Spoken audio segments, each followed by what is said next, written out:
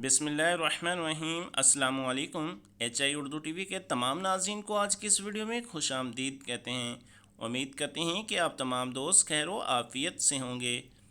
आप सल्लल्लाहु अलैहि वसल्लम ने फरमाया, क़यामत वाले दिन आदमी लाया जाएगा और आग में डाल दिया जाएगा। इसकी अंतड़ियाँ बाहर निकल आएंगी। वो इन्हें लेकर ऐसे घूमेगा जैसे गधा चक्की के साथ घूमता है। सो इसके गिर्द जहन्नमी जमा हो जाएंगे और कहेंगे, ए फलां, तुझे क्या हुआ है? क्या तूने नेकी का हुक्म नहीं दिया था और बुराई से नहीं रोका था?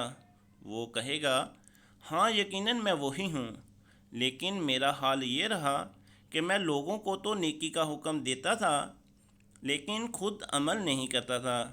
वो दूसरों को तो बुराई से रोकता था लेकिन खुद इसका इर्तिकाब करता था।